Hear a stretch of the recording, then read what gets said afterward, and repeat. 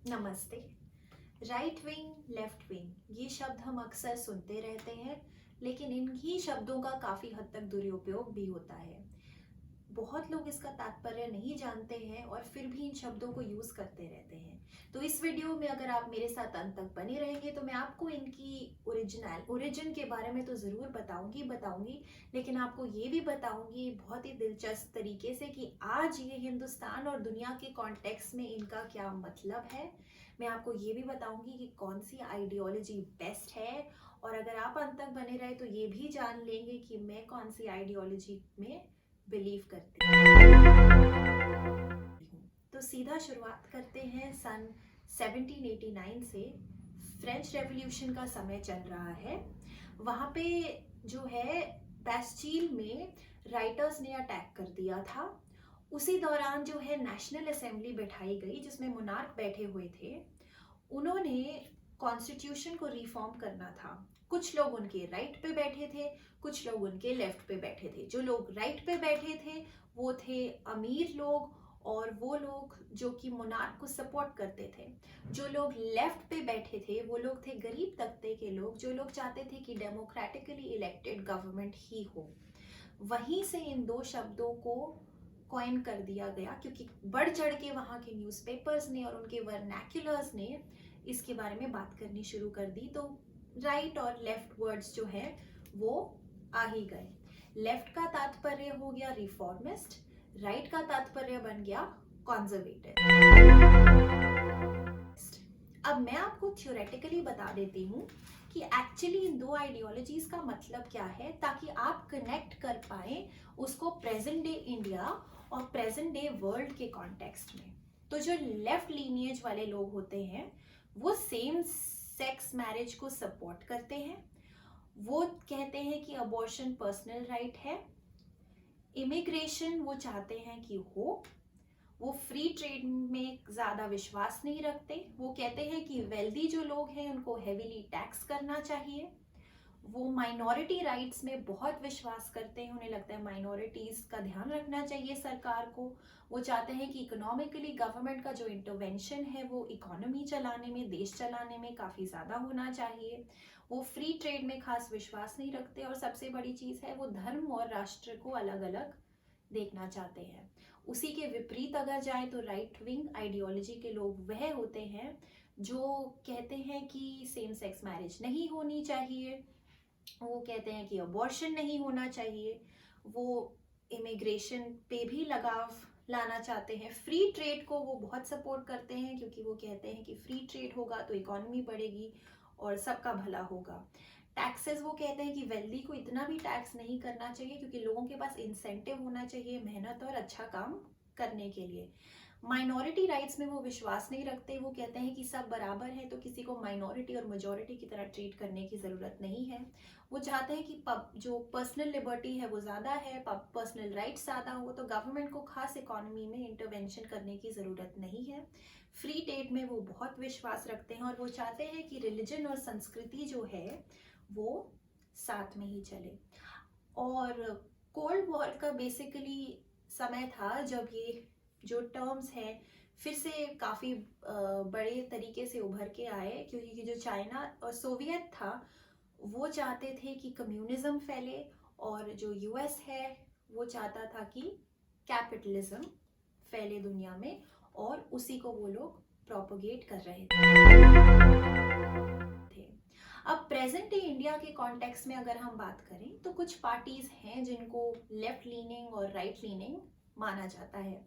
Left leaning parties traditionally हो गई communist party of India, communist party of India, Marxist. अगर हम right parties की बात करें तो राइट पार्टीज में हो गई भारतीय जनता पार्टी, AIMIM जो कि एक इस्लामिक पार्टी है, शिवसेना। सेंटर में आ गई कांग्रेस, लेफ्ट सेंटर में आ गई AAP। इसी तरीके से ज़्यादातर पार्टीज लेफ्ट सेंटर और डिफरेंट काइंड्स ऑफ लीनेजेस, मैंने आपको कुछ नाम जो है वो बता ही दिए। अब ये हो गया ट्रेडिशनल बाइफर्केशन। लेकिन अगर मैं आपको बताऊं कि ये जो बाइफर्केशन है ये बहुत ही थ्योरेटिक है, क्योंकि एक्चुअली देखा जाए तो जो पार्टीज है वो काफ़ी बार अपनी आइडियोलॉजी से विपरीत स्टांस लेते हैं। इसका सबसे बड़ा एग्जाम्पल हो गया भारतीय जनता पार्टी, जो कि ट्रेडिशनली राइट विंग है, लेकिन उसके बावजूद उन्होंने ट्रिपल तलाक जैसी पुरानी जो चलती आ रही है प्रथा, उसका खंडन कर दिया। सिमिलरली उन्होंने आर्टिकल 377 को एब्रोगेट किया और सेम सेक्स मैरिज को प्रमोट किया। तो उन्होंने अपनी आइडियोलॉजी से अलग जो है वो स्टेप्स लिए। सिमिलरली कांग्रेस जो है वो सेंटर सोशलिस्ट मानी जाती है। उन्होंने भी इतने अपने रूल में कास्टिज्म और जो डिवाइड है उसको जो है वो ज़्यादा भर नहीं पाए। अगर हम जो है आइडियोलॉजी को बाइफरकेट करें हिंदुस्तान में, तो मुझे लगता है कि इसे दो तरीके से करा जा सकता है। एक हो गया इकोनॉमिक, एक हो गया कल्चरल। अगर इकोनॉमिक सेंस में इसको देखा जाए, तो जो भारतीय जनता पार्टी है उन्हों को भी सोशलिस्ट बनना पड़ता है, क्योंकि इनफैक्ट सारी की सारी पॉलिटिकल पार्टीज हिंदुस्तान में सोशलिस्ट ही है, क्योंकि गरीबी इतनी है ना। और कांग्रेस पार्टी जो है उन्होंने सन 1991 में लिबरलाइजेशन, प्राइवेटाइजेशन और ग्लोबलाइजेशन जैसी जैसी इम्पोर्टेंट पॉलिसी और इकोनॉमी को खोल के एक राइट विंग का ही काम किया था। राइट विंग मतलब एक राइट आइडियोलॉजी का ही काम किया था। तो कह सकते हैं ना कि सारी जो पार्टीज हैं उनको कहीं ना कहीं पे सेंटर में मिलना ही पड़ता है, इरिस्पेक्टिव ऑफ देयर आइडियोलॉजीज, क्योंकि जो है ना उनको इलेक्टोरेट को भी अपने साथ लेके चलना है, उनको जो स्विंग वोट्स हैं वो भी अपने साथ लेके ही चलने हैं। अभी हमने महाराष्ट्र में भी देखा था कि किस तरीके से शिवसेना ने कांग्रेस के साथ गठबंधन भी कर लिया। अब अगर बात करें हम कि हिंदुस्तान जो है रिसेंटली कैसे बदल रहा है, 2014 में मोदी सरकार बनी, पहली बार भारतीय जनता पार्टी यानी कि राइट विंग पार्टी को एक क्लियर मेजोरिटी दी गई। और वेस्ट बंगाल हो गया, उसमें भी ममता बनर्जी की तृणमूल कांग्रेस ने 30 साल के लेफ्ट शासन को खत्म कर दिया, कंप्लीटली डेसिमेट कर दिया। त्रिपुरा में भी लेफ्ट शासन जो है वो 25-30 साल का वो भी खत्म हो गया। अभी अगर हिंदुस्तान में देखा जाए तो शायद केरला ही एकमात्र ऐसा राज्य है जिसमें जो अभी भी काफी लेफ्ट लीनियज रखता है। तो लोग कहते हैं कि जो लेफ्ट का है वो हिंदुस्तान में डेसिमेशन की शुरुआत हो गई है या हो गया है। खैर इसके बारे में मैं ज्यादा नहीं कहूंगी, क्योंकि ये आपका ओपिनियन है और आप बताइए आपको जो भी लगता है। अब मेरे हिसाब से कौन सी आइडियोलॉजी बेस्ट है, तो अगर मैं आपको कहूँ कि कट्टर लेफ्ट और कट्टर राइट राष्ट्रों के बारे में बताऊं, तो अगर लेफ्ट को देखा जाए तो चाइना और रशिया ही हमारे दिमाग में सबसे पहले आते हैं। लेकिन वहां पे जो है, चाहे चाइना की इकोनॉमी जितनी भी तरक्की कर ले, लेकिन वहां पे डेमोक्रेसी नहीं है, फ्रीडम ऑफ स्पीच नहीं है।